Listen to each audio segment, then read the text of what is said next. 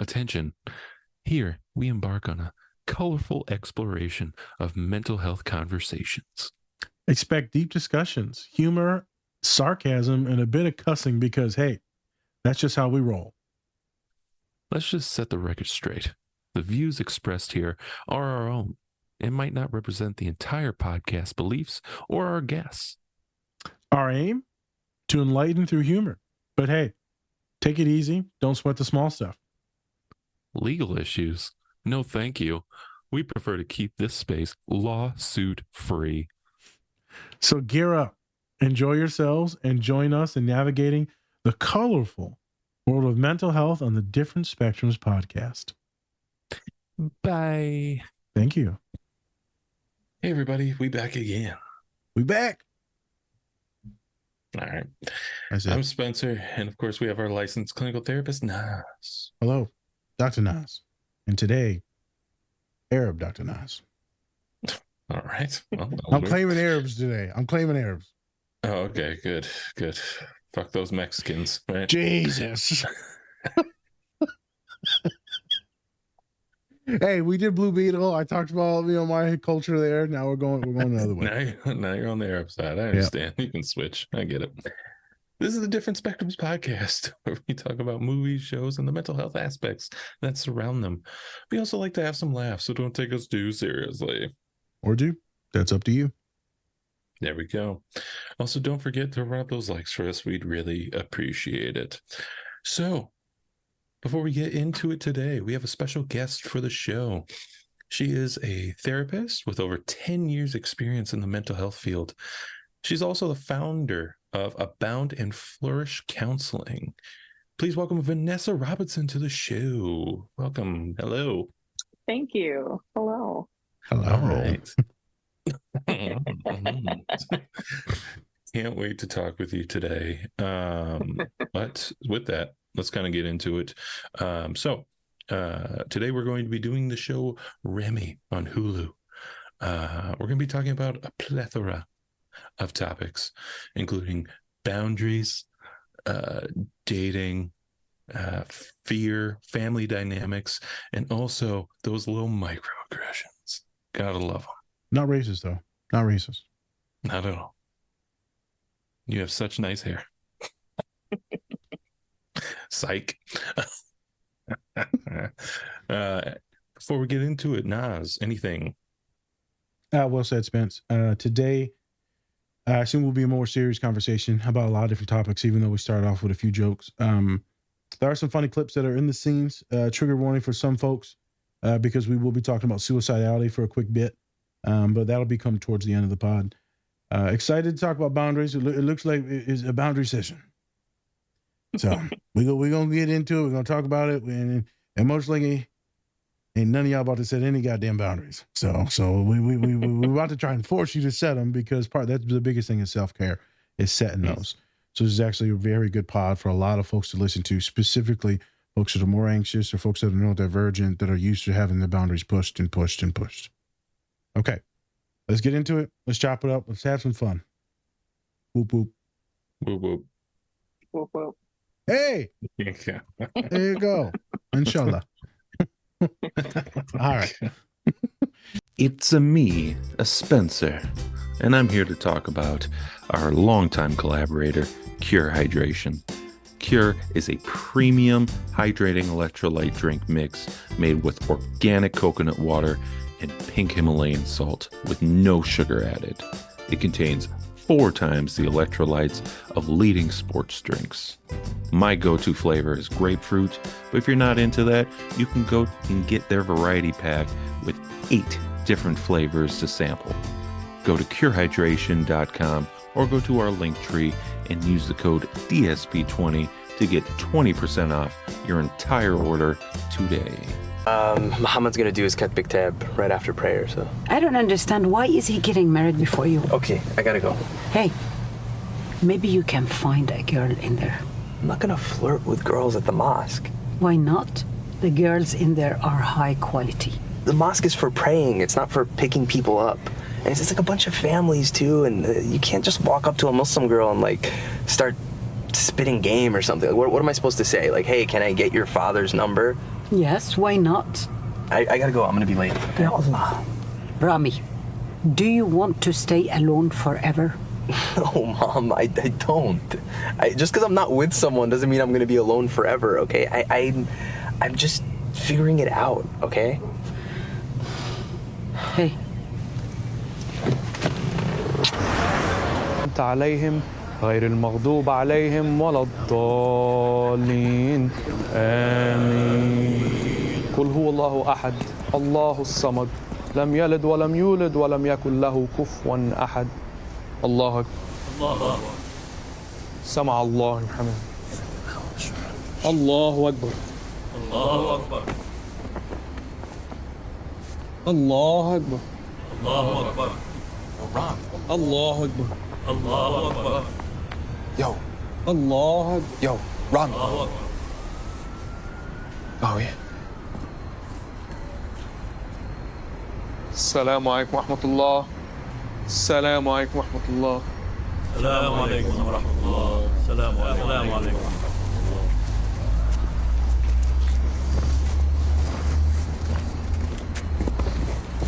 Hey, man, I'm sorry about that. Hey. No worries, man. How are you? It's been a while, dude. Yeah, I know. Long fucking time, bro. Yeah. Yeah. Listen, man, what is this you guys are doing? Is this that prayer shit that you do? Yeah, you know, it's Ramadan, so we were just Ramadan. eating before the sun rises and praying. Dope. Yeah. That's sick, man. Ramadan. Cool. You good? Yeah. Well, nah, I'm not, man. I'm working this construction job, these fucking early-ass hours, but I need him, I knocked this bitch up in Jersey City last year, and you know how these bitches are, just trapping everyone they can, you know? Yeah. I had to find a job real quick, and we're rebuilding that bridge over in Newark. Dope. Yeah. Yeah, man, I've been on it. Well, dude, it was really good seeing you, A few man. months ago, they found a lump on my mom. They found it late, you know. I mean, we got her at Hackensack now, and I mean, she's a fighter, man, but I don't know, you know. I mean, we don't know what's gonna happen. Sorry, man. Yeah, and Fuck. and I see you doing this prayers, and, you know, it just got me thinking, like, I'm not religious or nothing, you know, but I'm feeling like I could use a little help from up there, you know. So listen, do me a favor, all right? Pray for her, okay? Dude, I will, man. I'm gonna pray for her, and I'll pray for your whole family, man. I'm sorry. No, dude. no. Just do another one of those right now, real quick, okay? We just did it, and we pray 5 times a day, so I'm gonna get her on the next one. It's my fucking mom, bro. All right? She's got stage 4 breast cancer. I know how the day goes. You're a busy guy. Just throw one down for her, real quick. Okay? Come on, man. I know you're keeping Steve alive with all this shit, right? Nobody thought he'd have all those birthdays. Don't break my balls. Do the Ramadan. Okay. Thank you. Her life is in your hands, okay? All right. Okay. All right. You don't want to take your shoes off?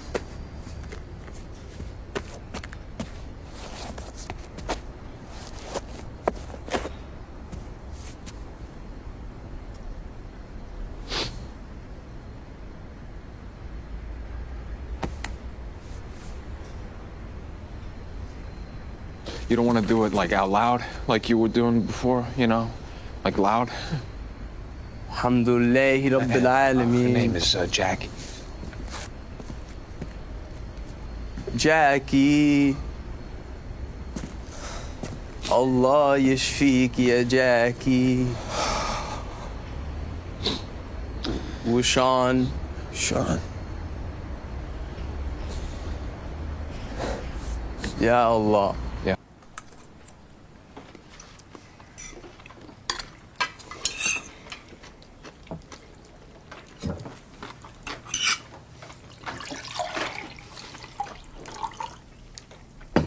You know, Dina, I've been at the doctor's, and he told me that juice has a lot of sugar in it. And you know, sugar is really bad for you. He said it's like food for cancer. So do you not want me to drink this juice? That's not what I'm saying. I want you to do what you want to do. Mm-hmm. Just be careful, Habibti. Habibti, try this. Try this instead. It's much better for you. Yeah, I've tried water, Dad. I know what it tastes like. Ma, where are the keys? I can't find them. Where are you going? I'm going out. طب eat, Habibi. Yeah, I gotta go though. At least take some ba'lawa with you, okay? Yeah, You'll be hungry later. That was filled with sugar. No, no way. Yeah. It's natural. It's honey from bees. There's honey. Yeah. The keys are in my purse near the ba'lawa. Okay, I'm going to Fatma's tonight. Again, Dina? This is the second time this week. I'm 25 years old. Why is there a limit? Does anyone even care where Ramy goes? You guys never ask him where he is. He just told me he's going out. Yeah, that's what I just said. He literally gave you no information. Yeah, I'm gonna go. Love you, Mom. Love you, Habibi. What time are you coming back? I don't know. Okay. I'm leaving. Okay, Dina. Just don't be late. يا ماما حبيبتي, please text me when you get there. Okay, Mom. Okay? استني شوي. Please, soft on the driving. Careful with the brakes. Okay, Mom. Dina, you have to watch this. Well, no, I'm good. I'm going out. Where are you going? I'm just going with some friends. And I don't care how many times it's been this week or whatever. Yeah. You straightened your hair. What is wrong with you? What? Every time you look at me, it's like about what I look like or what I'm wearing. I mean, like, are you attracted to me? Because if you weren't my uncle, you'd basically be catcalling me. It's really disgusting. So just figure out what's going on with you and your feelings before talking to me about how I look. Bye, Mom. Bye. Wait, Dina, where are you going? Hello, everyone. This is Dr. Nas, and this is just an attention and trigger warning for the next scenes may show some depiction of violence, drug and alcohol. You know, maybe there's abuse. We just want to give people time and then the mental space to know hey, something's coming up. And so we're going to get into the next scene. You're more than welcome to skip ahead into the next scene or the next commercial break if you want to. But just knowing that these may touch on some sensitive topics, which also could include self-harm, suicidality, and things like that as well. So enjoy the show. Let's get into it. And remember, if you want to skip forward, then you're more than welcome to. This is the official trigger warning for the scene. All right, everyone, take care and much love.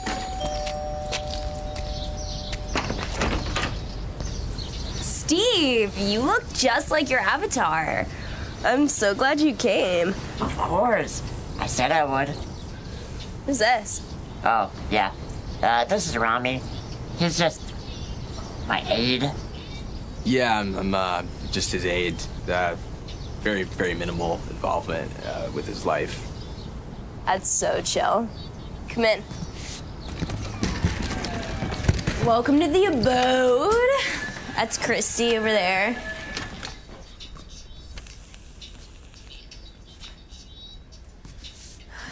Just being fucking weird today. Did you bring the shit? Of course. Ramy.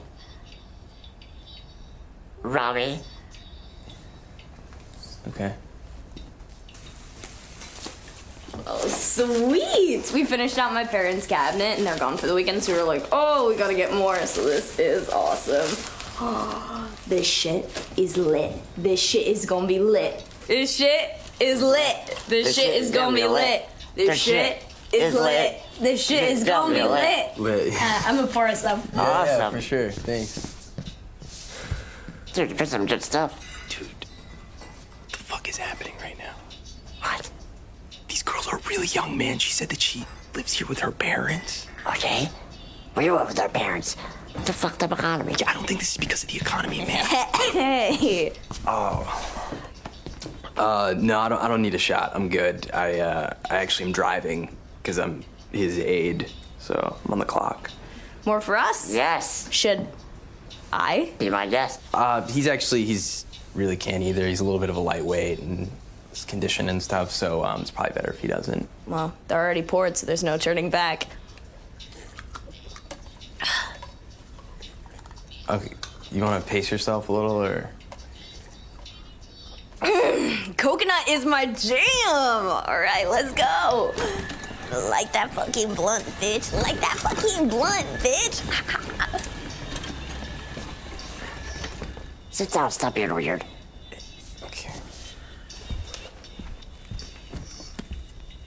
Oh, you're on duty. I remember. Yeah. Steve's good, actually. He needs a ventilator to breathe, so I don't think smoke's gonna help him. I use a ventilator so I can live for this. He's fine. Thank you. Hey, Michaela, you said you wanted to show me your gaming setup? Oh, yeah. Let's go.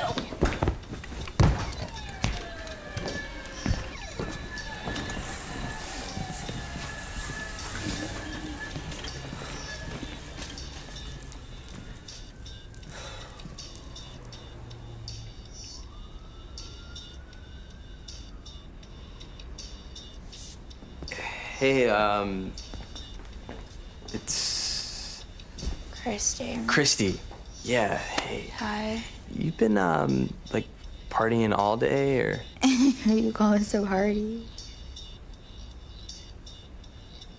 I don't know, Michaela's like on one or something. Yeah. I'm gonna go check on Steve and just make sure that I'll be right back. Okay. Can I, like, control your joystick? I don't see why not. There's so many buttons. Ramy! Those shots you got were lit as fuck. I've gotta get more. Oh, hey, Michaela. You think you could give Steve and I a sec? I just want to, like, check out his oxygen and, heart rate and all that. That's cool. A bitch gotta pee anyway. Yeah, for sure. Maybe just have some water, too. Yeah? Just like a sip of water. Dude, we gotta get out of here now. These girls are definitely in high school. Yeah. She's 16. You knew that? Dude, she's underage. According to the state of New Jersey, 16 is the age of consent. We bought them alcohol, dude. That's definitely illegal. They were drinking before we got here. If anything, we're chaperoning. Yeah, we are chaperoning. That girl has braces, Steve. You're judging. If she's drunk, how can she even fucking consent to the age of consent? I can't physically force myself onto anyone. I think that's pretty fucking obvious. I need to proof. I don't feel good about this at all. Ramy, I don't have the same options that you do. I can't just go to a party on the Upper East Side. I can't just use apps to meet people. I know this shit's weird, but we've been flirting all week, way before she was drunk. She likes me, I like her, and she wants me here. So please, just let me have this one.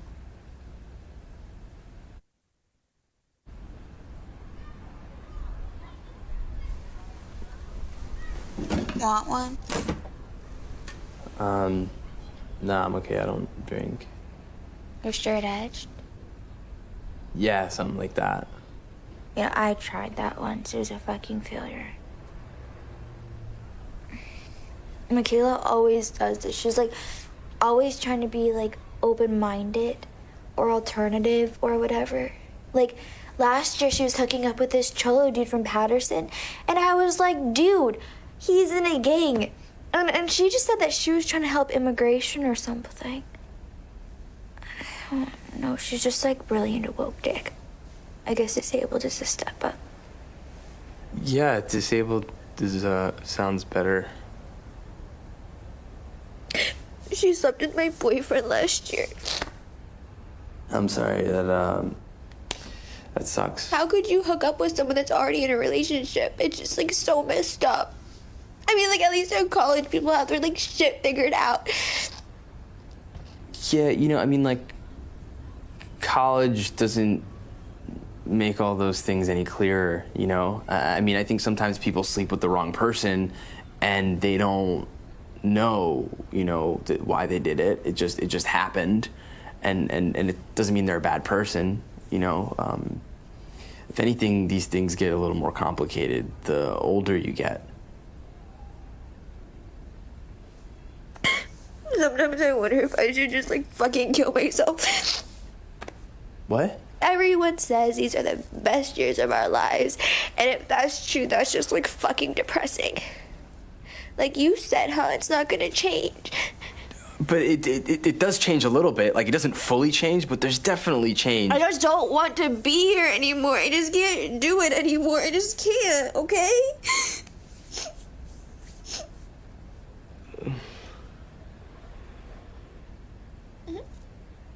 What if I take a drink with you, huh? Yeah. Let's have that drink. Okay. Come on, here we go. I need someone to cheers with, right?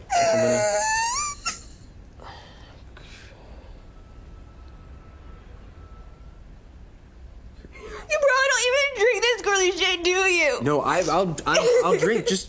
I'll drink it with you. Just let's have a cheers. Come on, let's do it. I can't do it if you don't. Cheers! Just cheers! There you go.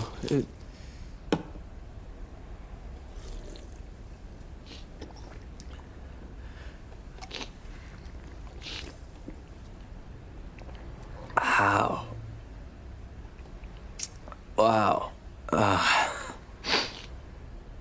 That's that was really good, and this is really good, yeah.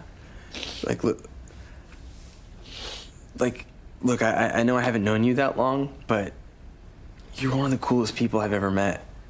Seriously, like the fact that you were able to forgive Michaela after she slept with your boyfriend. There's not a lot of people like that, you know. Like the world needs more people like you to be alive, you know? Yeah. Yeah? I actually wrote a song about everything that happened last year. Do you want to hear it? I would love to hear it. Are you sure? Yeah. Okay.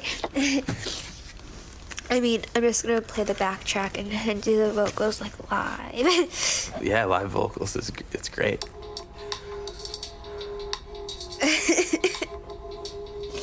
Betrayal. Betrayal. Do you know what it feels like to be betrayed? Never thought it would happen, but then it happened. Now it can't unhappen. Betrayed. And the sun doesn't know, cause it happened under the moon. Thought we were friends, will we ever make amends? And then God cried, even he didn't know why. I was betrayed. Wow, that was really powerful. I mean, that whisper at the end, that wow, it was just so vulnerable and so you, yeah, and it's good. Thank you.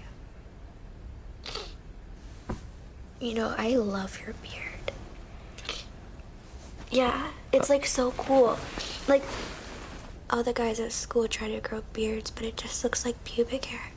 It takes time, you know. Like people usually grow them in college, you know, which is where you'll be going soon. Yeah. Well, thanks for being such a good listener. Yeah, of course. Look, it was a really good song, so it was easy to listen to. No, I mean, sometimes I feel like no one can hear me, but you do. You know, I've been thinking about what you said before. About forgiveness and how that makes me a stronger person.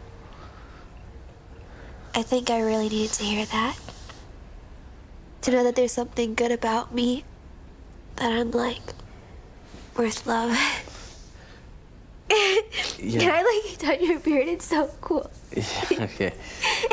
And what does your beard smell like? It just smells like hair. What? Yeah, just like it's like the hair like on your head. Yeah.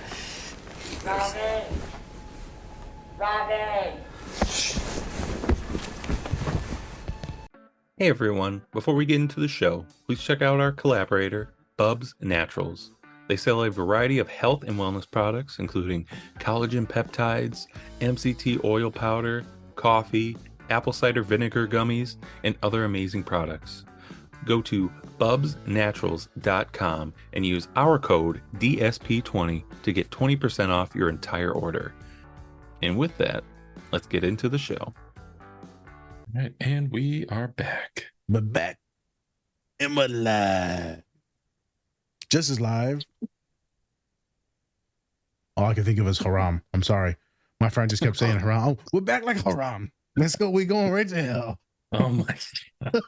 It's all haram. It's haram. Haram on your family. Haram on your cow. Dishonor. Dishonor. All right. There goes one side of our. Well, we had the Arabs for, about 10 minutes there. All right. Sorry to all my people. Oh, going out. Before we get to Vanessa, shout out to all of our collaborators: Bubs Naturals, Cure Hydration, Pinfinity, Silver Dollar Candle, Two Nerds Candle Company, Cat and Raven Company, and Toink Toys. You can get up to 20% off by using the code DSP or DSP20. Also, you can go to our link in the description and you can find all of our great collaborators there, as well as some other great tools to help you out, some self-help tools to help you out. So go check all of those out, and use our code if you want to buy something, because guess what? We want money, we just want a little bit of money, just a little bit. And they save, so it works. Yeah, so it's, it helps you help us, and you can contribute to your favorite podcast. Good girl. Now. Good plug. Which, Spence, we are going to actually post. We are the number one podcast for it's only Spotify though, because we don't get the main numbers. For 22 people that listen on Spotify, we are the number one. We are the top 5 in 75 people's, and we are in the top 10 of 150 people's. Now take that percentage and then metastasize that, because only about 30% listen on Spotify. 60% of them are on actually Apple, and Apple doesn't give us that data. So we're actually the top in a lot of people's podcasts. So there you go.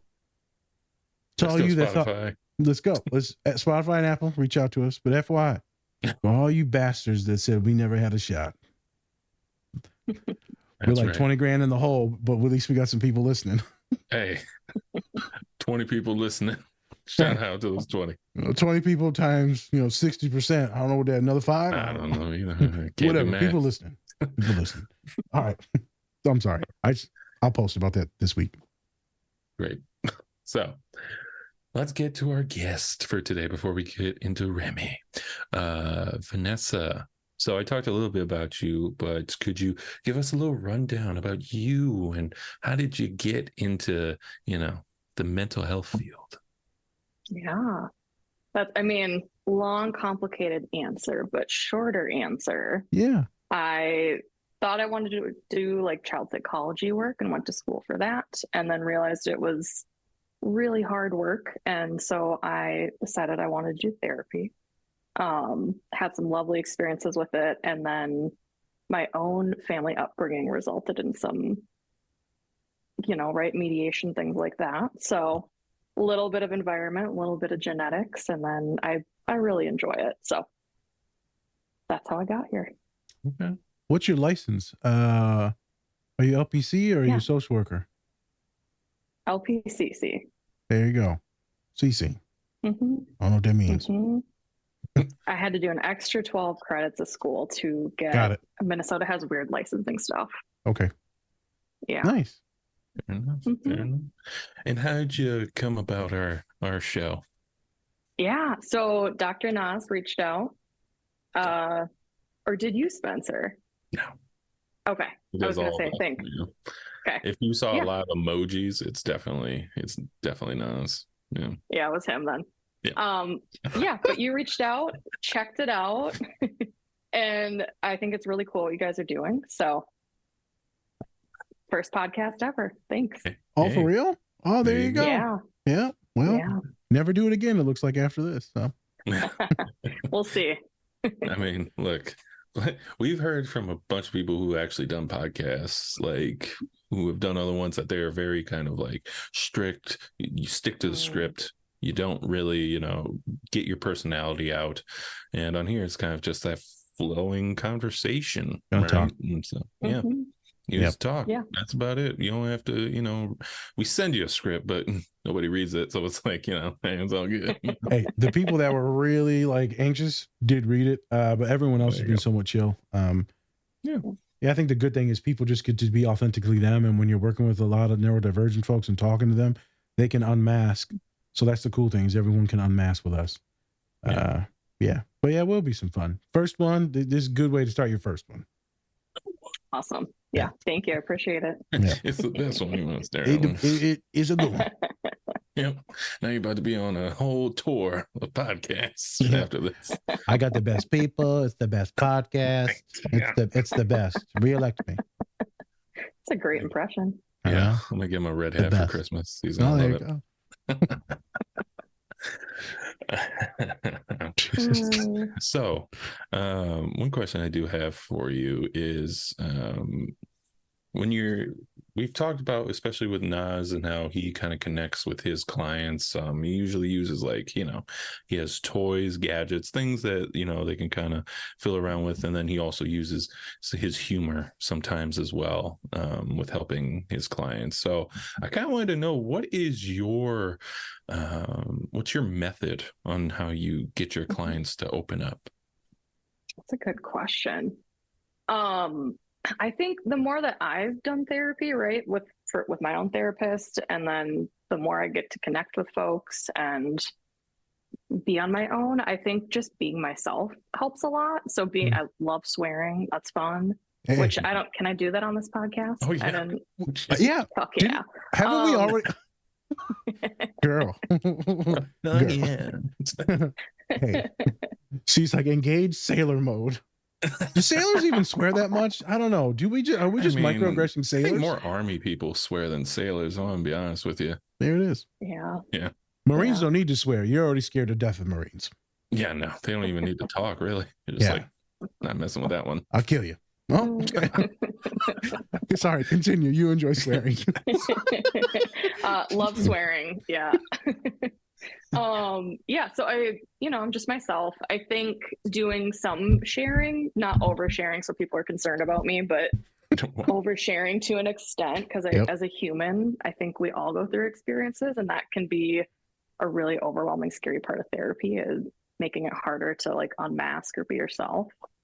And then I do a lot, my jam is somatic stuff. So one of my mentors, I'm not somatically trained yet, but one of my mentors, her whole background's in somatic experiencing.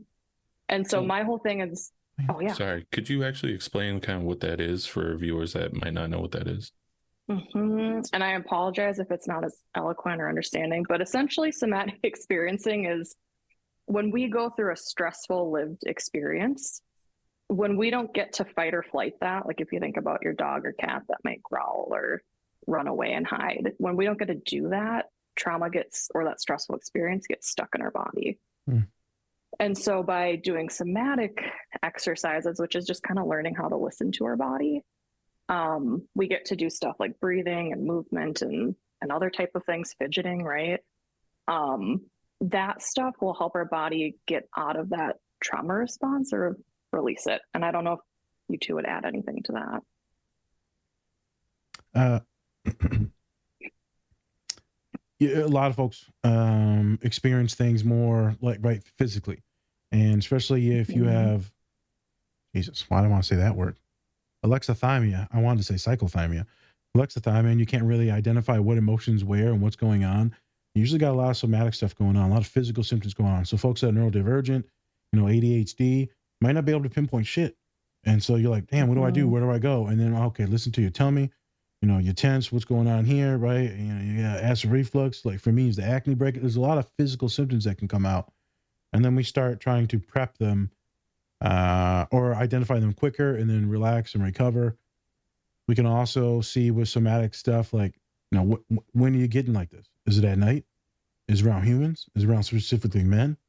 Is it around your parents and you're sitting around the table and they're messing with you about, dating or gender roles, politics? Still haven't figured out what word I want to use for that. So a lot of physical symptoms can manifest in certain situations and contexts. So thank you for adding that. Yeah. So that was your boss or your supervisor or something like that, or was it a mentor? You said. Yeah. Shout out to Melanie Vinton and Lori. They're located in St. Paul. Great folks. So. And St. Paul's trash. It's fine. Sorry, that's a whole personal I'm thing. in Minneapolis. It's okay. I know. Once you go Minneapolis, you don't really go back. So. I love Minneapolis. Minneapolis is a beautiful place. I've said this before. I went to a Rick Ross concert and they could not pronunciate like Minneapolis at all. At all. Every time, like, hey, Minneapolis, you're like, oh my God. And everyone in the crowd is like, oh my God. Come on, guys. Let's go. Come on. Awesome. It's never good when you have a hype man going, Minneapolis. Hey, just getting the crowd up there. Hey, it's like a good song, but he got a stutter. It's fine. It's a disability. It's bad when all of them had a stutter. 2 Chainz, all of them, they were just like Minneapolis. Must be some good weed, boy. That's a good weed. That's a chronic. Oh my God. That's the chronic. All right. Shut up. Back to your training. Okay, so we talked about somatic, and then what are some other things that you do to make just individuals feel relaxed, invited? Yeah. It's hard. I think trust is kind of that consistency over time. And so I just I express my boundaries, right? I tell people I like to give a lot of information and neuroscience behind why we're doing what we're doing. Nice. And then choice and seeing if people are comfortable with that, and really just trying to help them get to embodiment and listen to their inner wisdom. So consent. Love it. I love when therapists give informed consent. I love it. Mm-hmm. All right. What else you got, Spence? Well, I've seen the pictures where you're all tatted up. You got the tattoo going. And so did you have you always been like that where you wanted like tattoos, or did you kind of realize, after you started your own business that you hey, I'm going to just let everything kind of go now, and now I can really go for my tats? That's a great question. Again, a lot of life experiences. I think it's something I've always wanted. And then after being able to kind of do my own work and realize I can be myself and it's safe to be myself, definitely started getting a lot more, and money helps too because they're expensive. But I need that money. The more I went towards myself, and again, my mentors were very cool and supportive and told me to express myself. So definitely got more. So do you got a bunch of them then? Spence said you got a full arm tat? Yeah, I have. Yeah, I've got a lot of them. I mean, my whole body isn't covered, I guess. You got some on I have there. a lot on this arm and a couple on this arm. And there you go. Yeah. Clients like it, or they be like, damn, you want it them. You got some, you see a lot of tattoos, you're like, you've been through some shit. Yeah, right. But clients, do they appreciate it? I know some clients, when they see, I only have one, and they see it and they're like, some of them like it, some of them like, my parents said you're going to hell. I'm like, okay. You're Satanist. Jesus. I think I've kind of tried to market myself towards folks we have similar backgrounds and beliefs, and safe and affirming. So for the most part, I mean, if people have people have made comments, and I'm honest and I'll talk about it with them, but no one, except for my mom, no one is upset about them. So there you go. Shout out to moms. Shout out to moms. Mom. You'll be all right. You'll be good. Yeah. Don't be soft. You know you old folks are, it's all right. She talked to you too much, you just push her when she in her little walk. Oh my God. You can always do her like the Sopranos. Oh. Pivot.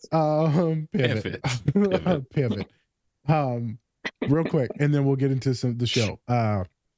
So today you've got this sweater on, very professional, right? You got this professional vibe. Mm-hmm. Is this what you want? You look gorgeous. Is this what you wanted to wear today, or did you want to come more authentic and just some ripped jeans, hair in a mohawk with the pointies and shit? Usually it's pink hair, but today it was just no.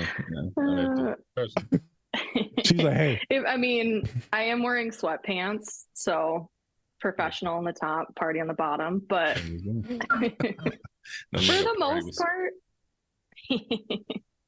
yeah, for the most part, I think my daily wear is kind of similar to my therapy wear. I guess changes a little bit, but that's awesome. It's cold here. Oh, it's true. It's cold. Yeah. Yeah. It started snowing here last night. So. Oh, it did? Oh, yeah. Oh, shit. All right. 50 degrees here. I guess we'll probably get it. We usually get the bad stuff after y'all do. Indiana. All right. Well, thanks for humoring me. FYI, quite lovely. Quite enjoy you already. And, you know, I'm pushing, I'm teasing you and stuff like that. Obviously, it's all in good faith. And don't take anything serious that I say. I'm a complete fucking idiot. So. I love humor. Oh, there you go. They usually call him Dr. Moron. They usually go, doctor. Question mark? All right. All right. Well, it's going to be great to have you. So now we're actually going to be getting into the scenes. We're going to be talking some stuff. The business. We're getting into the beans. No. Let's not start this again. All right, I'm done. I know. We're talking about Arabs today. We're getting into the hummus of it all. There you go. The hummus. God damn it. Olive oil. All right. So today, like I said, we're going to be talking about Ramy. It's a show on Hulu. Can we get one of you? Can we get like a breakdown of what Ramy is? Because I've never seen it. Vanessa, please humor us. So we're starting to break down the shows, but kind of like in a wrong way. So we're going to talk about the scenes very good, but talk about Ramy, but like in a wrongish way. Yeah. Okay. And then and then I'll introduce what it's. Yeah, please do it in a wrong way, and then do whatever you want. What's the show about? Okay. I'll try to speak my best on it, and then I think it aligns more with your life experience. So if you want to speak about those parts, that'd be great. But essentially, it follows a guy who is growing up in the States. His parents immigrated here. It kind of goes over his life experience. The first season is all about him trying to find himself and love and try to figure out dating and who he is as a person. Anything you would add to that? There's a lot I'm missing. No, that's it. It's a young person that happens to be Arab, that happens to be Muslim, that's growing up in this family and trying to figure out life, who they are, what's their identity, what's their cultural beliefs, and then seeing if they're going to stick with it or move outside of that. It's about a young man that tries to help a lot of individuals and ends up getting shit on, and a lot of things backfire. If I was to talk about it in a wrong way, there we go. Here we go. I'm trying to think. Like, how does Spencer do this? Because I always put him on pressure to do it, and then now I'm like, fuck, I don't know. How does it feel? It's not too easy to be funny on the spot, is it? Yeah. It's about the white man. and the pressure for the Arab people. Isn't that what it is, though? It is. But it was a better way to say it with the voice. You just said it in a funny voice. That doesn't make it wrong. It's about Arab. Moron. Jeez. I don't know. It's hard. I don't get it. I don't know. It's about a man that's Arab. It's just a commercial about hummus. That's about it. Hey, Jesus Christ. There it is. Well, shout out to that last Arab follower that we had. You don't have to do Deaf First on. That's my father who does it daily. So, all right. Let's get into bed. That's just like, Jesus Christ. I thought we were serious here. Serious. Just stop. I had a business. I know. Jesus. Past tense. After this show comes out. All right. Let's pivot again. Yeah. So these scenes, we got about 50 of them. Jesus Christ, Vanessa. You think someone's got anxiety choosing shit, you know? You need to work on that. You got no boundaries. Yeah, it's my inner perfectionist. I know. Jesus. At the counseling center here, they're going to run a perfectionist like group therapy, and sign me up. I know, and they were Jesus, and they were trying to they were struggling with names because they're all a bunch of perfectionists, fucking idiots. It's like, just pick a name, it's fine. And I put in the chat, why am I like this? why am I like this? Question mark. That should be the name of the group. I like that. I know. All right, so we got roughly 5 scenes, but really we're going to triage it down into 4. They're all roughly on one topic. Spence, I am going to just kind of introduce like the scenes very quickly, and then you can shoot the questions. First scene we have is the very opening of it, as all of you seen, and he is talking to his mother, and she's taking him, dropping him off into the right into the mosque, into the church, and so there's that. Very simple, very quick, and then all the other ones kind of go throughout the entire course of the show, throughout his life. Spencer, I'm gonna go ahead and let you take it away. Yeah. So something of the topics that we're going to be talking about throughout the show is boundaries. And so what about this scene really kind of got you to want to talk about boundaries?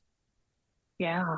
I mean, boundaries are really hard to set, right? If we grow up in environments where we weren't allowed them or weren't modeled them, or we had backgrounds where with systems and things where it wasn't safe to do. Mm-hmm. So this starts out with a fun little intro. Do you know clients, or have you yourself been through like this situation in this scene? Oh yeah. Fortunately, I don't experience it as much anymore, but definitely clients, especially female identifying folks, it seems to be a question that they get asked more often. But it depends. Can either of you remember a time when your Spence, your mom ever drop you off, or Pa ever drop you off, and go get you a woman now? My mom probably actually wanted me to not be near women. To not date. Yeah. Yeah. Because then she was like, I'm not trying to have grandchildren right now. So I'm too young for this. Yeah. So I mean that's kind of the thing, right? It's always going to be different, especially because it's like, for them, it's because with my mom, obviously she dated outside of her race and things like that, and so it's a little bit different because he's literally going to a mosque and things like that to meet a a Muslim woman, even though that might not be what he wants. Me, on the other hand, it was more about like protection of not trying to have a child and have all these different responsibilities too soon. So I guess it's all like different dynamics when it comes to that. You never know. Yeah.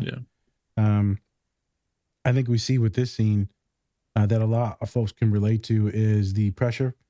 There's different gendered stuff in there, but there's a pressure that folks will feel, when you go back for Thanksgiving. Oh, who you dating? You ain't got no good girl yet? Or like, I ain't got no good girl because I'm gay as hell. So... Yeah, that's an issue. I got a good one.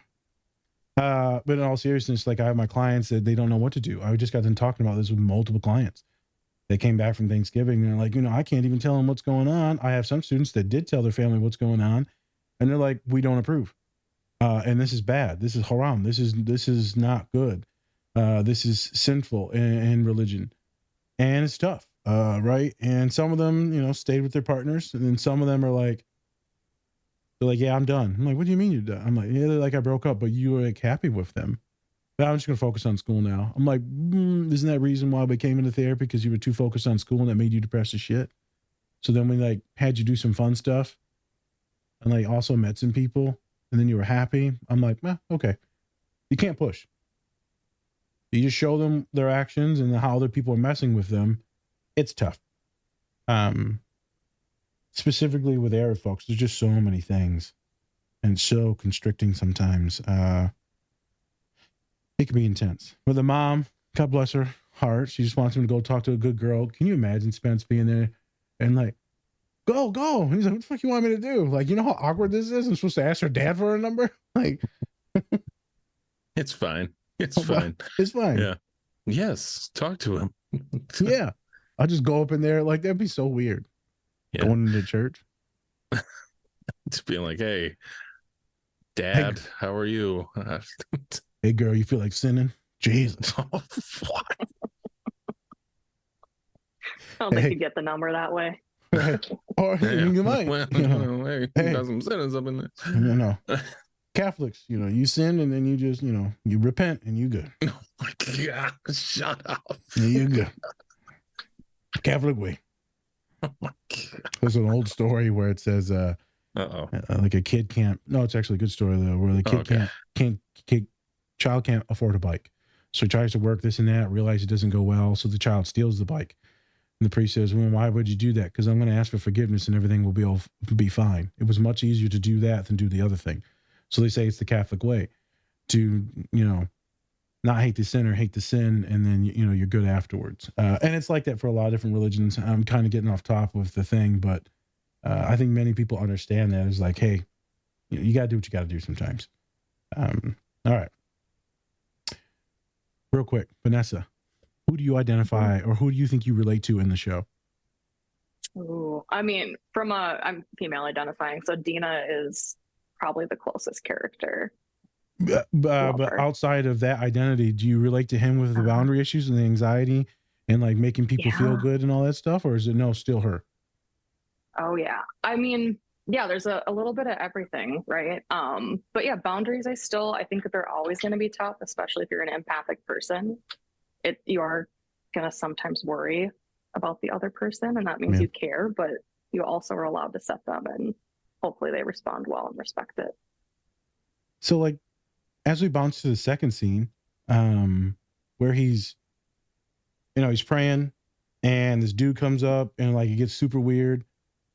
Explain, wonderful scene. Why'd you pick that? And how would you actually help someone in that situation? Like they came and tell you what someone just did to them.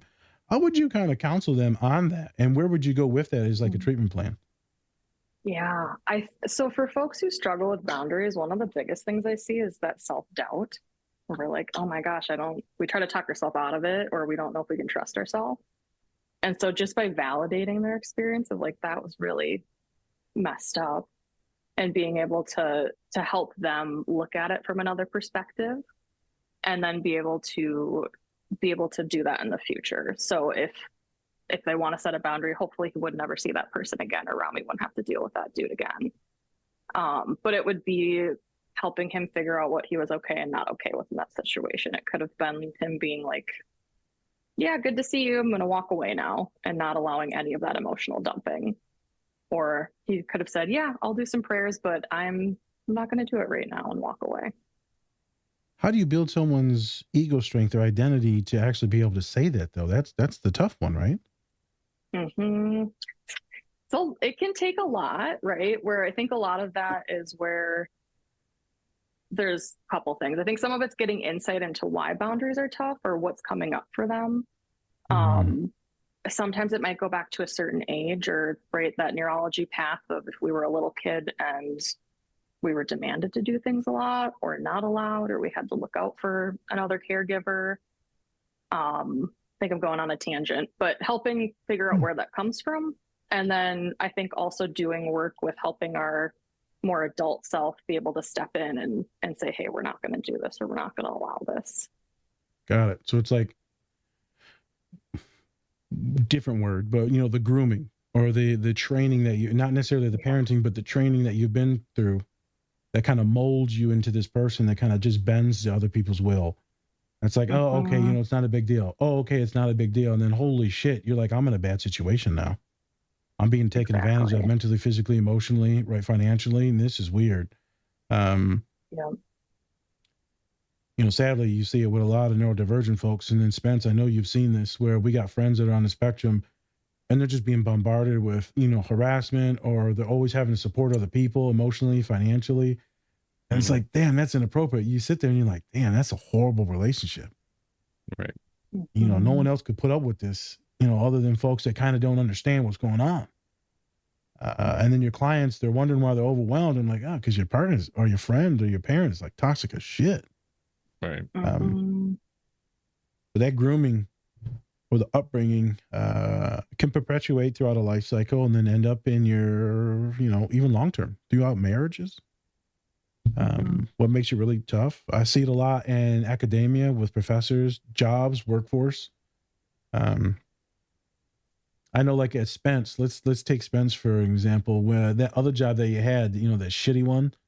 Right. So can you imagine if you were more of like a pushover, right, and like you just accepted like whatever they said, and this is what you're gonna do, and you were just like, okay, here we go. I did good, didn't I, Missa? Yeah, I know. And that's kind of one of those things. It's like, it's so easy to take on more work, or to say like, oh, I'm going to, um, give away something of mine and take on something of theirs. It's kind of easy to do when it comes to jobs for some people. And that's when like burnout really affects them. And then they have nothing left to really give to that job. And it sucks because especially some people stay in those jobs for so long, even though they're getting treated terribly. And then you also see other people who might not be putting on that same workload, but then also they get to move up even further than you do because they have a better social standing with some people. Like they can say no, but in a way that's not blatantly no. Right. Yep. Or they can even pass off their work. That happens plenty of times with people in their work. And with me, it was more of I actually had a lot of support from Nas, from my mom, stuff like that. And, even my girlfriend really helped me out with that stuff. Because even they saw, like, sometimes you have to see if what they're doing is actually wrong and if, you're actually valid in that way. Because these things will make you nice feel crazy. To see that. Yeah, it'll make you feel crazy. Like, oh shit, I'm the weak one. I'm the immature one. I'm the, one that's not doing enough. And then you're like gaslit into believing the shit that they tell you. Mm-hmm. So you're right. Yeah, having the boundaries is tough. It's just so hard to get people to start doing these things, though. The boundaries is always tough because it comes with like self-respect, and then it comes with lowering anxiety. And so how do we get to that point? Like you said, it takes time. Takes time. Yep. I want to say this, and then I'll kick it back to you, Vanessa. You see it a lot, and I want you to maybe talk on this. You see it a lot with women, where the boundaries are pushed and pushed and pushed for many different reasons, and you see it a lot with people of color, just in general, specifically also women of color. So there's that gender difference there. Can you speak all about our listeners? Because we a lot of women identifying. It's about 70% of our podcast is women identifying. So what would be your advice to folks like that are working too hard, that are getting the boundaries pushed, that have a hard time saying no? What do you say to folks like that? Yeah. Oh, that's such a good question. I think the first place to start is remembering that boundaries are loving. I think a lot of times we either feel bad or we feel like, especially, I can't speak for women of color, but I do know, working with them and being friends with people of color, a lot of the experience is like, if I say something, I'm angry or I'm perceived differently. And so again, it goes back to that, like, how do we, I think of boundaries as a trauma response. You might get that term of like codependency, where we feel like we need to take care of someone else first before we can take care of ourselves. That's not my favorite term, but I do think it's really helpful. But fawning is a different term. It's kind of that grooming where we were learning that we needed to like take care of someone else or make sure that they were happy or make sure that we're not like disturbing the peace. And so I think the most empowering thing is to help people realize a time when they have said no, or with a safe person when they've said no, and realize how that experience went. And then again, continue to help them notice what it feels like in their body when they're burnt out at a workplace and how they show up in that way. Because then we can show up and it can come out in icky ways, right? If we're not saying no. Yep. And then slowly build and build and build. All right, we say a little bit of no here, or we turn this down, or maybe we delegate some of the stuff like Spencer was saying onto other people that are actually more well equipped to do it. Or we were like, hey, Ricky actually, he doesn't have much on his plate. You gave me about 3 tasks the other day. And, it's not actually that equitable. And can you speak to your supervisor or your manager about that? So baby steps with safe people. I see it a lot with setting boundaries with family members. So this movie is like spot on, which will lead a second into the next scene. It's tough, especially if you're really religious, folks of color, because family's like key. So if you go against your family or wherever the patriarchy or matriarchal figure is in there, right? Like, what are you doing now? Right? You're going to get, what are you doing? The family is it. We're in America, everything's, do your own thing. It's fine. You segregate from the family pretty quickly. And these other cultures, that's not a thing. They live with the family. You live with multiple generations. We just did a podcast on Blue Beetle, so this will come out the week after that. Family is really, really Dominic Toretto. Family. Dominic. It's not Dominique. It's Dominic. Dominique. He Dominican. What the hell is he? Is he Dominican? Is he Cuban? What the hell? I think he is Dominican. Dominic Toretto. Are you talking about Vin Diesel? Yeah. What the hell is he? Black and white. What are you talking about? He's shit! I thought he was Dominican. No, he's Dominican. Hey, shout out, brother. Diesel. Diesel Dominican. Stage name. I mean, my stage name's Black. I couldn't think of the Black Lavender. What it was called? Black Lavender. Yeah, Black Lavender. Brown Lavender. Brown Suede. Jesus. I was thinking of a cow. I went with it. Appropriate. So, not good boundaries there. So these boundaries are a little bit different. These are the boundaries of me shutting the hell up. That's a different boundary than like setting them with other people. I need to set them for myself. Self-containment. Self-containment. Shut up.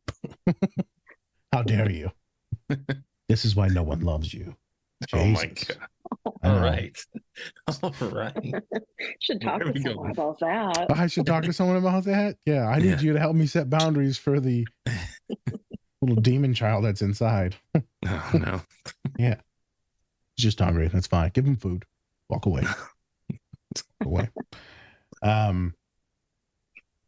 Intrigued about the what you think more, right? The gender. So you talked about women, talked about different ways to do that. But then you picked this other scene where she's getting messed with the whole show, and that uncle's super creepy in the show, right? He's kind of an asshole. I think he lightens up later in the series. Yeah. Yeah, but he's like an ass most of the time. How do you go about this one, right? Because I want you to kind of therapize these, and then I'll do some as well. It's an interesting scene. Yeah. I will go in a direction, but tell me your thoughts. But I think, again, right, with holidays coming up and you get to see folks again, people might comment on your body or what you look like, or they commented on her hair and her intentions. And so I think that's becoming a more accepted boundary where we don't necessarily, it's not appropriate to comment on other folks' bodies or what their looks, and giving compliments on maybe their capabilities or who they are or things like that. What would you say if someone came into you with that story? They come in, hey, this is what just happened. What would you say to them? And I want you to kind of like role play it. Yeah. I'll be her. Oof. Okay. My parents just said all this shit, and I'm fucking sick of them. This is how they treat me. They let my brother do everything. They don't let me do nothing. What do you say to that individual that sees that there's this differentiation in the gender? Yeah. Again, validating, right? Of like, that sucks. How is that feeling for you? What's going on? How's that affecting you? And then where do you go with that? Do you go strategically to help them like talk? Or do you help them figure out, oh fuck, how long do we have to deal with this? And again, that's where, as a therapist, I don't tell people what to do, right? As you know. And so that's where I'd need to figure out of what are you comfortable with? Do we need to find you resources to live outside of your family house? Or do you need to just save up money and move out? Or can you talk to your parents and can they hear it and accept it? Or all the other options? Suspense, you found the word. How did you figure that out? I literally just thought about it. I don't know why that was so hard. Double standards. I don't know why that was so hard. Oh, yeah. Devil's advocate? No, double standard. Double standard. Oh, double standard. Yeah. Okay, gotcha. Yeah, I was researching everything. I was going through stuff, and I was just like, "Where is it? Where is it? Nothing. And then all of a sudden, Vanessa was talking. I was just like, "Double standards." Jesus. Yeah, there's this double standard. There's a set standard for one person, and then there's for another one. And you see this a lot with clients. Sometimes you see it with different ages. So, it's a standard for, the oldest, middle child, the youngest. You'll see it with, individuals. You'll see a different standard because they're disabled. Like, oh, they can do that because, they got autism. Yeah. Well, no, there's certain ways to be appropriate and also affirming, and like coach, and to teach a young child. There's definitely certain things when it comes to different genders, and then you look at different religions, and it's very two separate standards. I think seeing this scene, I'm like, gross. That's the only thing I can think of as gross. I can see being a dude, and maybe me and Spence can talk about that, being like, hey, well, fuck it, I get to go, so I'm gonna go ahead and leave you here, and you sit with mom and dad, fuck you. Yeah. And especially, is he the younger brother? I don't know. Do you know if he's younger or older? I can't remember. I feel like she might be younger, but I'm not completely sure. They're both old. Like she said, she's 25, so she's still up there. Right. Yeah. So, I mean, and that's kind of the thing also is like sometimes that also works. Like the youngest, maybe they were coddled a little bit more and then they can do stuff. But I'm assuming in this, it's more about the fact that, they don't really know, like, oh, you're a woman. So, we have to be more cautious with you rather than he's a guy. Then he can, he'll be fine. He'll do whatever. He'll figure it out and stuff like that. So, yeah, I mean, that's the thing. And that's kind of the thing, too, is like my mom set a lot of rules for me. Like I didn't really go out that much when I was, younger, because it was more of like I'd go outside and things like that. But it was more about like when I was getting to that kind of age, it was like I just didn't go out to like, parties, clubs, things like that. Because, my mom kind of set these rules of being like, I don't want you to get hurt. Sometimes she still does that shit too, where she's just like, where are you going? Like, what time you going to be back? Mama, I put my own pants on. Leave me alone. Come on. I've put them on for 10 years now. Yeah. I get that though. She just asked 29, so 19. She was still helping me out. It's fine. It's all good. Yeah. I didn't know. Was it left leg or right leg first? I don't know. Hey, I just jump in. Hey.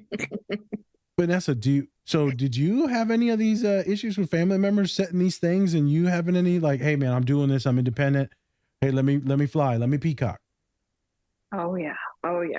And generational trauma, fun stuff to talk about, but in my family lineage, there's a lot of codependency. And so really anxious parents, and they try to do some of that, and I had to learn how to set boundaries, and they're respecting them, fortunately. But yeah, it's tough to set boundaries with your family. What age did you start doing it more? Were you young and doing it, or was it when you were like, 42? That was a joke. That's a good question. That was a joke. Definitely. I think my way of dealing it with as a teenager was to rebel. Oh. Wasn't necessarily setting them, right, but was doing rebellious things. And then as I became older and more independent and you learn a lot in grad school. Yeah. Then I learned how to separate myself and set more boundaries and express things instead of rebelling. Any issues that started to like seep out throughout life though, or maybe with like friends or partners or like job or even graduate school? You said perfectionism. That's probably a boundary related issue too. Totally. What are the ways that you saw it affect like your life? Yeah. I mean, in my personal history, I won't go too into depth, but like I've had some not great relationships, or probably showed up not well in friendships myself. And a lot of times what you'll see is, in what I experienced too, is that I would set no boundaries and be kind of chill and nice, and then it would swing, and finally be like, oh my gosh, this friend or this person or this job is taken so much, or I'm so tired of it. And then I would have to be done, or I would have to like set a boundary, and maybe they or the workplace or the person would get really angry and decide that they're done with me. Very well said. That actually ends up being a big issue a lot as a teacher and a professional, as a counselor. If you're kind of just free willy and just everything's fine and you let people do whatever they want, then as soon as you set a boundary as a teacher, as a counselor, they're like, oh, what's going on now? Now you're being an asshole. It's like, oh no, sorry. So it's usually, they say, be a little bit more professional at first and slowly lean into it. For me, I'm very privileged being a very large male. And so no matter what, I'm always taken seriously, because I can just change my tone and they're like, oh yeah, you're terrifying. Yeah, I respect you. I get respect in every room I go to. But very lucky. So I can be goofy on the podcast, still respected. I can be very feminine, very kind, soft-spoken, still very respected. Very lucky.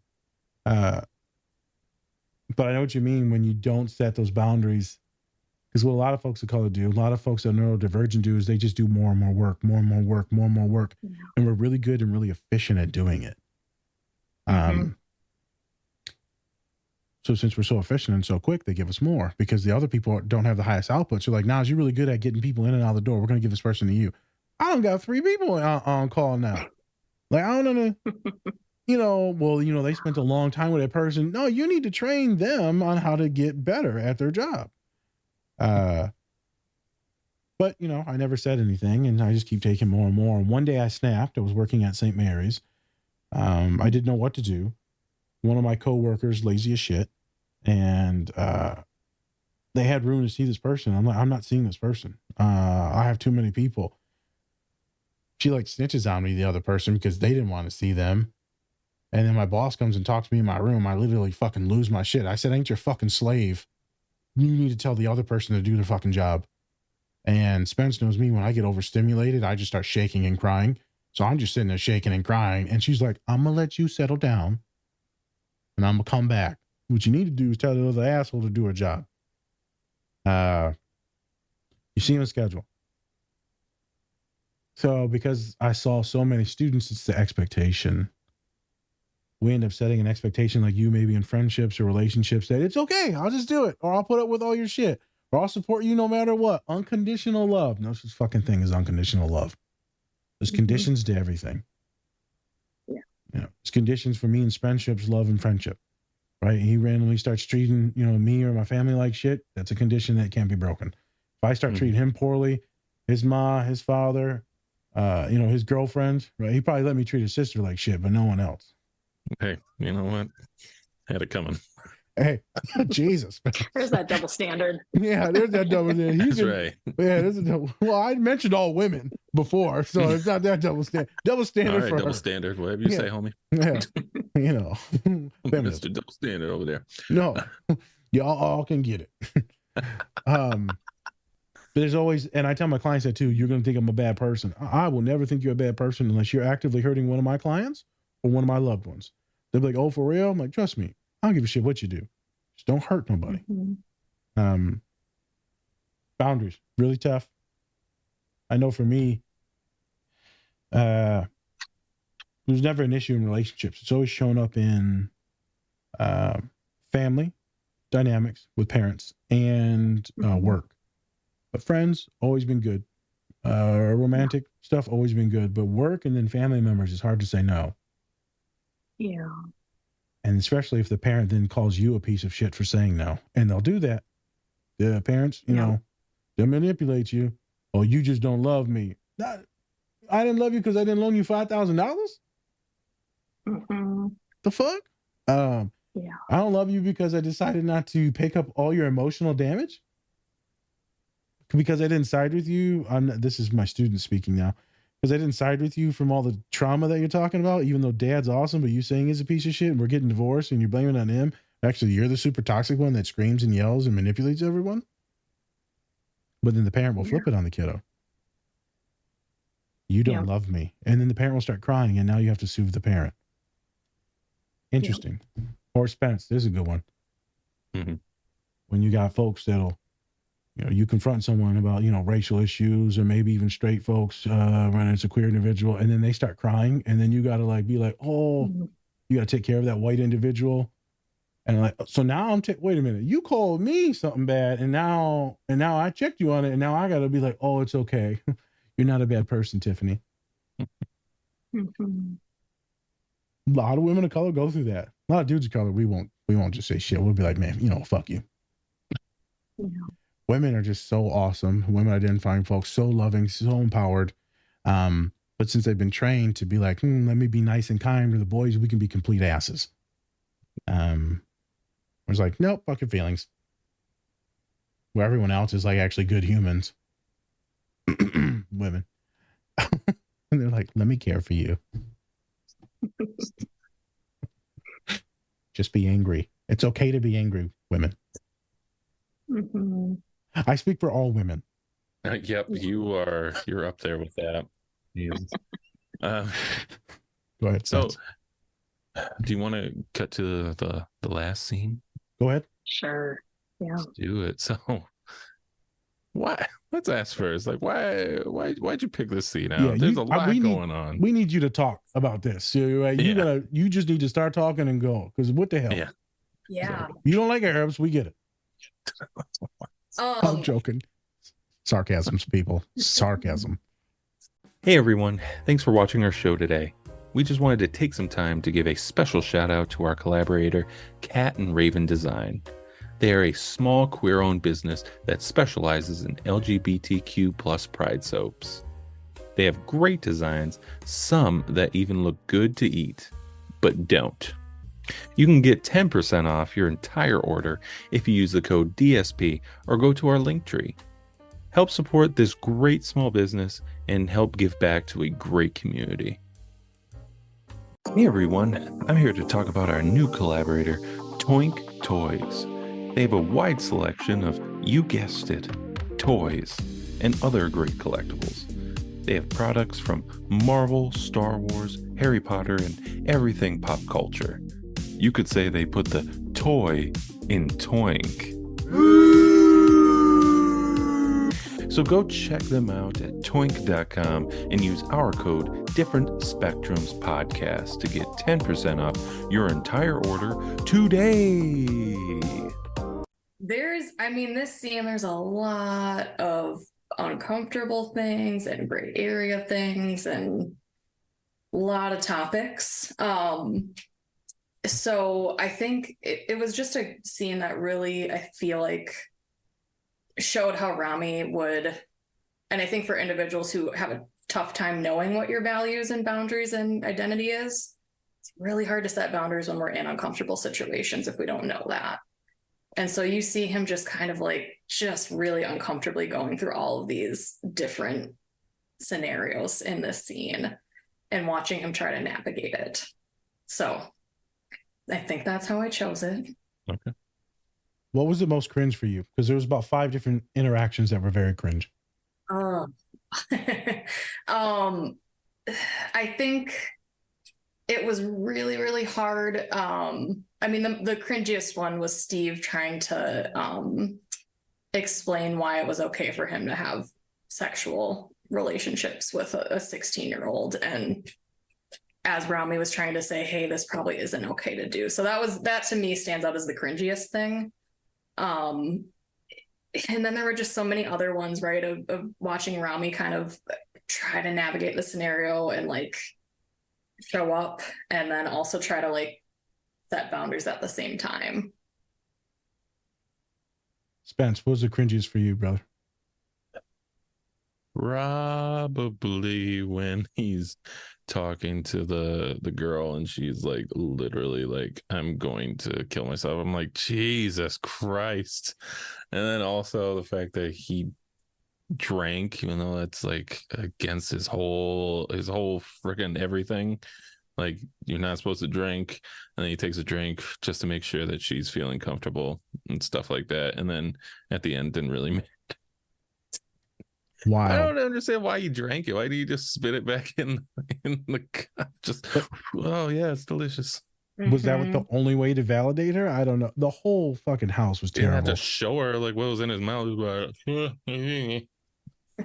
Yeah. Mo could have just sat there with her. Yeah. And I think that was probably pretty big. He did not know how to he did as best as he could. I think like just being like very positive and being like, hey, come on, it's all right, don't worry about it. it's fine. Yeah.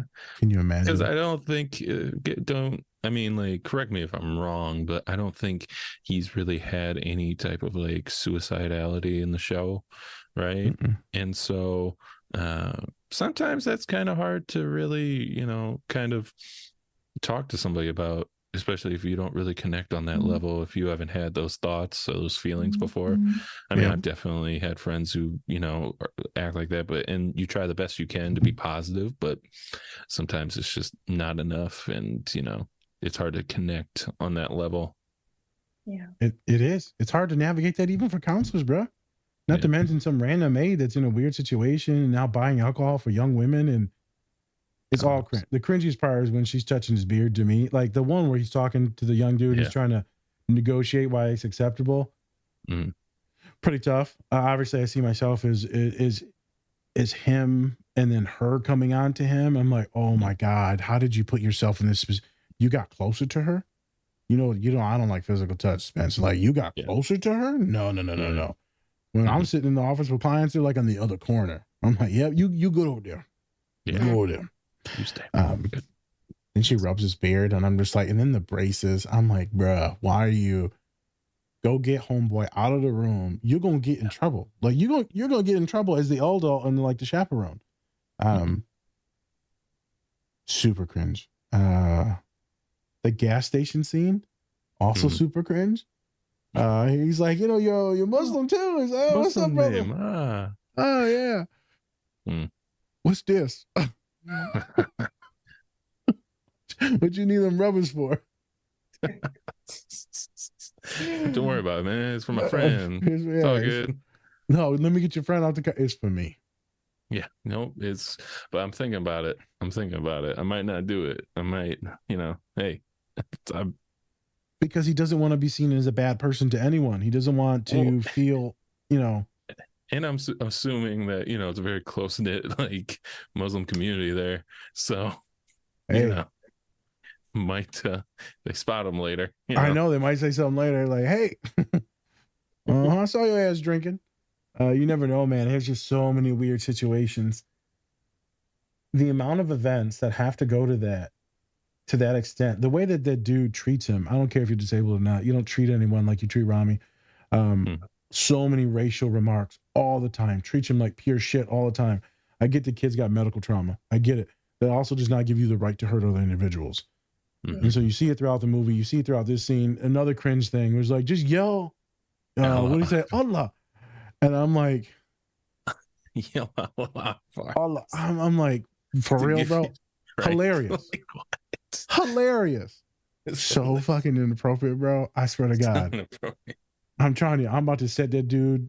I'm about to cut his brakes and just let him go down a hill. But then you also have to, devil's advocate. You have to also play out the fact that Remy uses kind of him as like a crutch when it comes to if he's feeling bad, and then he's like, oh, let me take care of this guy so I can feel better. That's wrong also. So it's like they're both kind of playing their own little, guilt there. So yep. He wants to soothe, to help everyone. You see it a lot. I love how the daughter has a ton of good like boundaries, and she's like setting shit and talking back. And then he's the very soft one that just takes everything on. Yeah. Interesting how they wrote those characters.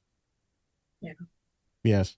I don't even know how the hell you would therapize this, Vanessa. Like straight up, someone told you that, I'd be like, holy shit, do I have to report this? Yeah. Yep. That would be a first concern. I'd be like, so that's the 16 is the law there? Then now you know. That's the same here. Yeah. Is it the same in Minnesota? I think it's actually 15 here. No lie. I think so. Yeah. It was 18. Age of consent in Minnesota, I think it's 15. Yep. Oh no. Bro, Google this. Let me double check that before I actually. Before you get some people in trouble now. Like, wait a minute, I thought. wait a minute. A podcast told me. Set my profile lower now. Not me. Other people will. No, it's 16 in Minnesota. Okay, still 16 is still super young though. Yeah. Ooh, good point. That leads me to this. What did you think about that? How he was telling him about consent? What are your thoughts on that? I actually thought he was very well spoken on how he was talking about consent. Ramy speaking to Steve, or Steve? Yes. Ramy. Yeah. Because I think you watch Steve, and this is where, if Steve were to come into my office, and he were to say these things, it would be like, okay, well, how do we work through, like, you can see his self-worth where he goes, I'm people aren't going to be interested in me. And you can see him doing those mental gymnastics of why he's doing what he's doing. And so I think Ramy did a really nice job of trying to say this probably isn't okay, even though you're saying this stuff. But like very specifically, he's like, okay, well, I mean, she's super young. She's in high school, man. No, but age is 16. But man, dude, she's drunk. So how can she even consent to doing anything because she's so inebriated? Well, you don't understand, man. Well, he's doing good at laying out the law. Like, dude, this is a bad choice all around. Congrats to him for like doing his best in those moments, even though it's horrible boundaries. And I get it. Obviously you need to go further, and you would have to either remove, if that's your client, you'd be like, hey, what are we doing? Or if that's your client, you'd be like, this is something I will have to report if you mention like the individual's name and they are under the age. Thankfully, I've never had that issue. But he did good at that because people don't understand that. I want to be very clear on this. If you are intoxicated or if your partner is intoxicated, then both of you legally under the law cannot give consent. So both of you will be prosecuted under the law. Didn't matter what age you are. If you're fucking 50, if you're like high and inebriated or drunk, then you technically assaulted each other. And you'd be like, oh no, it was fine. Well, one of you reports that it wasn't fine, and that is going to come into play, the usage of that. When you're at college campuses, we know that assault, trigger warning. Yeah. For folks, I'm going to talk about assault real quick. We know that a majority of the assaults happen in the first couple of weeks of school. And it's when they're doing the welcome week and all that stuff, a lot of drinking. And that's usually when it all starts. A lot of the freshmen don't really know boundaries, what's going on, right? It's just all new. And I always tell the students, well, we're having a good time. I don't care if you have a good time. I don't care if you have a frat. I don't care if you had a party. If they're drunk, you need to be cautious. And if you like the person, you need to talk to them later. Well, how you can just go and tell me to stop? Hey, man, it's fine. But when you get arrested, don't come asking for me for therapy because you did, you fucked up now and you ruined your life. Just letting you know. So all my young men that I talk to are trained. First couple of weeks, and all the young women I talk to, even though this is horrible that I'm about to say this. I shouldn't have to say this, but like men should just be better, and you should never have to worry about your safety or your, being hurt.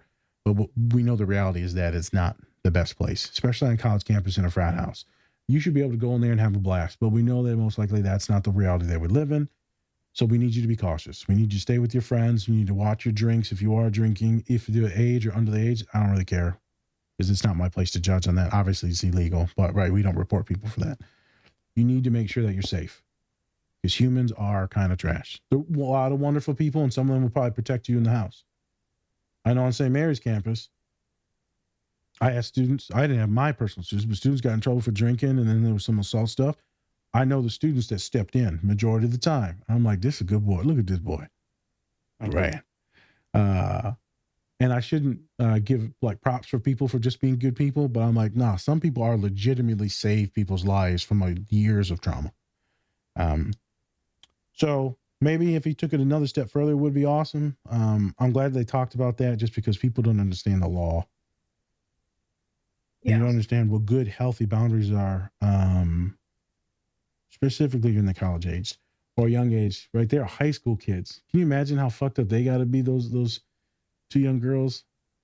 All the drugs and alcohol, and then the young girl was so suicidal, and then she had the cuts. That was heart-wrenching. I forgot about that. So, Vanessa, I'm going to pose a question, and then we'll wrap up here. Yeah. Have you ever heard this before where anyone, doesn't matter the gender, has told you this is supposed to be the happiest years of my life? It's terrible. What is the point of moving on? If they say this was the good part and now the good part sucks, what's the point of living? Has anyone ever told you that? And then if so, how have you worked through that? That's suicidality. Yeah. Yeah. I mean, yeah, suicide is it's a tough thing suicidal thoughts, right, are tough enough for someone to experience it. And it's tough to tell it's not my job to sit and argue with them and say that that's not true, which you kind of see Ramy do. And so what I think is important when we're feeling that hopelessness or that despair is we get to sit and listen and hold space for that person. And sometimes that helps them just hurt and get out of it. I also think of it as like our neurology and our physiology is bringing us to a place where we feel like there's no other option.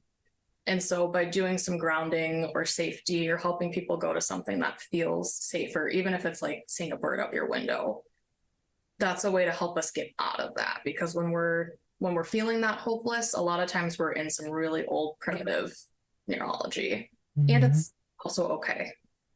Yep. I think the next step is building out their networks for safe people. So making sure that they have good community to be with. Like, this is terrible. This is terrible. I'm like, well, so what's your expectations?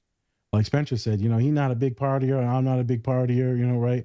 So everyone's like, the college experience. Well, ours were different probably than others, but that can really hurt someone. Like, damn, I'm not normal. I'm not having fun. I'm not getting wasted and like hooking up all the time. That's not everyone's like happy place. Yeah.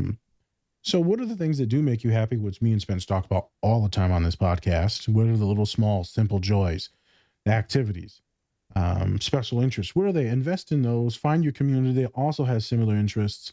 And then maybe your life will be a little bit better. Yeah. We can't make a lot of things better, though. If like you're getting physically, mentally, emotionally, like abused or taken advantage of in some of those ways, that's tough. So now we have to talk about housing and try and figure that out. Financial aid, try and figure that out. So you got to social work it sometimes to help the context, because even though if you tell them cognitive therapy things, the environment is still bad. So for her, it would be like, what's the environment? Let's talk about, what are we doing for the self-harm and why are we doing it? Is there small ways to set better boundaries? Because then she latches on to him.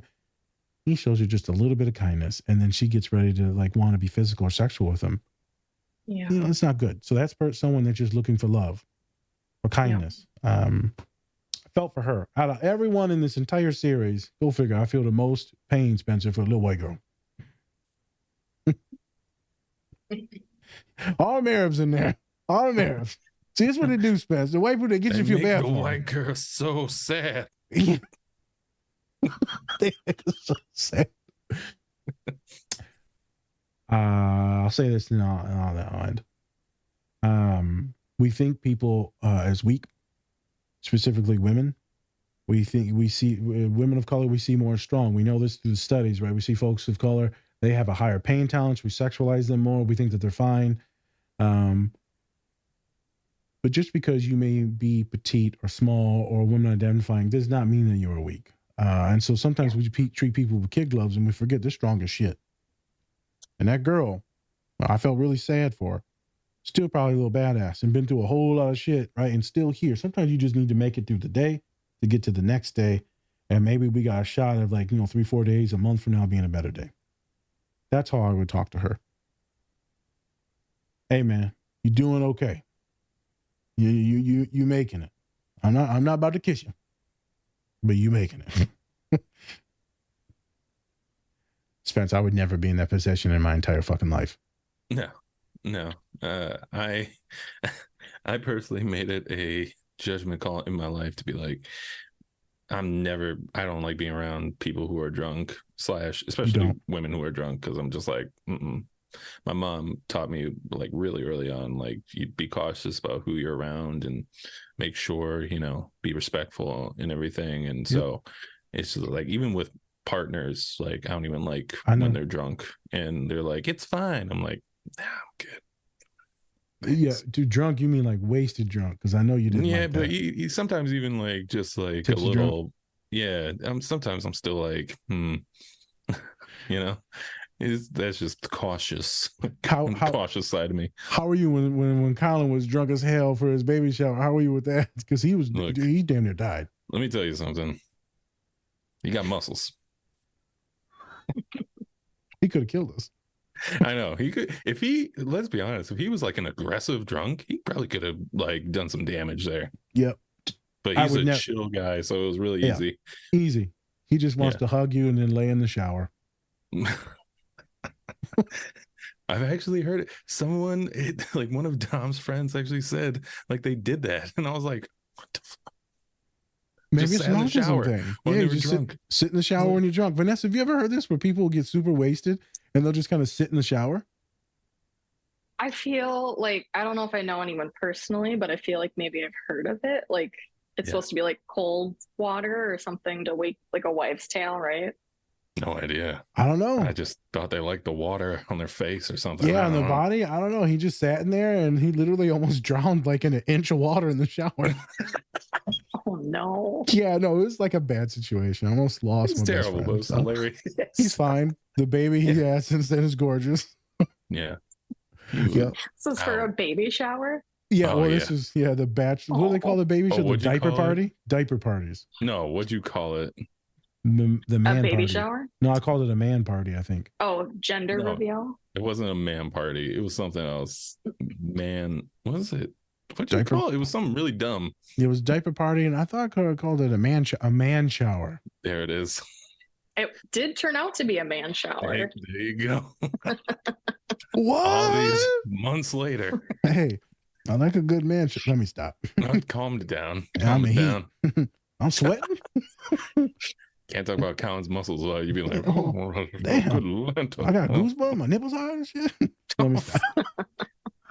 Okay, well, It's time that's to end what the we pod. like to call a wrap. Yeah. Spence, What? we gotta do this now. Yes.